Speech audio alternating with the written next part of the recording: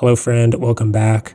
I am making this as a follow-up to my last video, which was my long-term review of the Fujifilm XH2S. And while I mostly have positive things to say about this camera, I did mention in that video that there is one reason why I will be selling this camera, and that's what I wanted to take today's video to kind of explain, just kind of share a little bit of a different perspective that has changed for me over the last year as I have used this camera.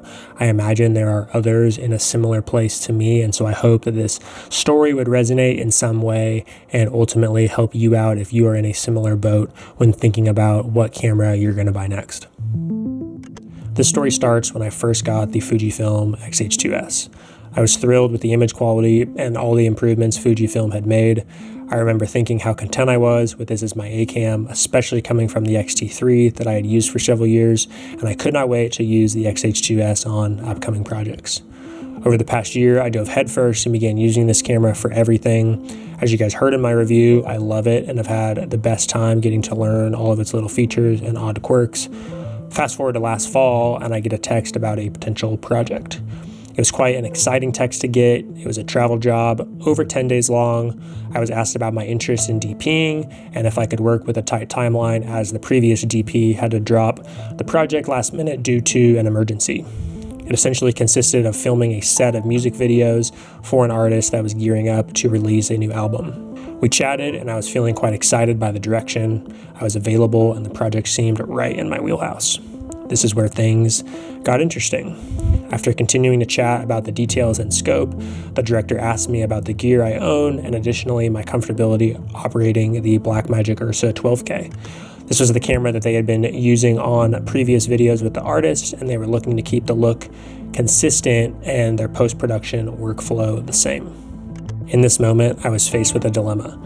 Tell them the truth that I personally own the Fujifilm XH2S and additionally have never operated an Ursa, or I could lie, assure them that I've had history with the camera and would be confident working with it on set, sort of just faking it till I make it. What would you guys choose? As honesty is a high value of mine personally, I opted for option 1, but mentioned how I would be willing to personally rent one locally for a few days ahead of time just to make sure that I was comfortable on set. The rest of the call seemed to go really well, and they said that they would be in touch. I think at this point you guys might be able to guess the end of the story, but basically a few days later I got a text that I had officially lost the job. They shared that they had gotten in touch with another DP who had experience using proper cinema cameras, as well as they owned the Ursa 12K, and landed on them being the best fit for the job.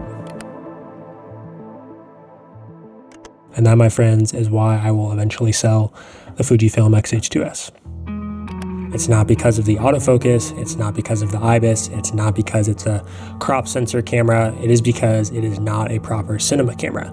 And while that might seem trivial to you and to some that might not resonate, for anyone who has worked with clients, you just know the process of bringing a big camera to set.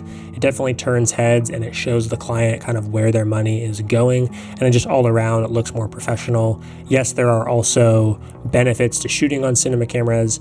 Things like internal NDs, global shutter, XLR inputs will also aid in the production. So it's not just a trivial upgrade, but I did just want to mention just that is my overall thoughts on why I will eventually upgrade. I think this camera gets it done as far as image quality, and I don't think a client is going to be looking for much more. But when it comes to just progressing in my career, attracting attention of other producers and directors in the area as I'm growing as a DP, I do think investing in a proper cinema camera is going to be the move. In this situation, they went with a DP who had experience using cinema cameras.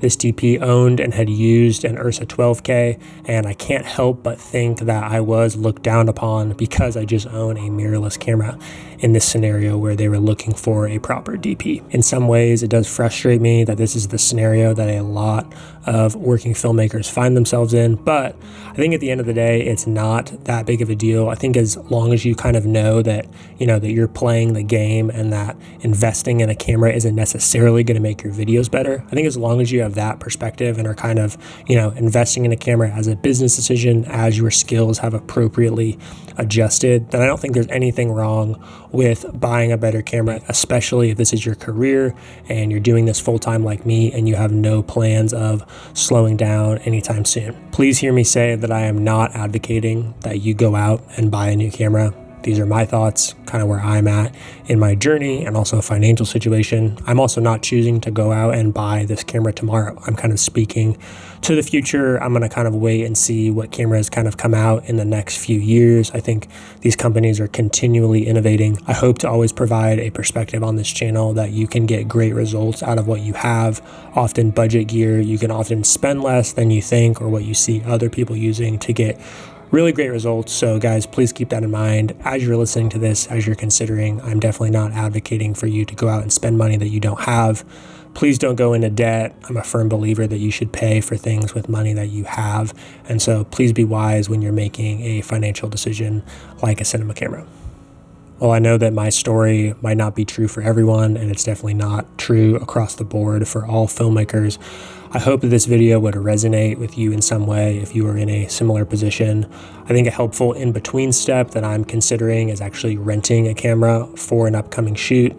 I think having the opportunity to try out a more proper cinema camera in a less high-stakes environment would be ideal, and it's definitely going to be cheaper than investing in one. So that's something I'm thinking about as I'm planning for productions this year. I am looking for potentially a production or two where I could rent a cinema camera. I'm not really sure which one. There's plenty available in Kansas City, but I think it would just be a good opportunity to kind of learn, have a real project to use it on, but also, not a super high stakes project where it's going to be a super tight timeline where I have a little bit of time to learn the camera, use it on set, and I think that'd be a great in between. So hope that'd be encouraging to you. I'm not saying the answers are either stay where you're at or upgrade. I think renting is a great option and definitely something that I'm actively considering.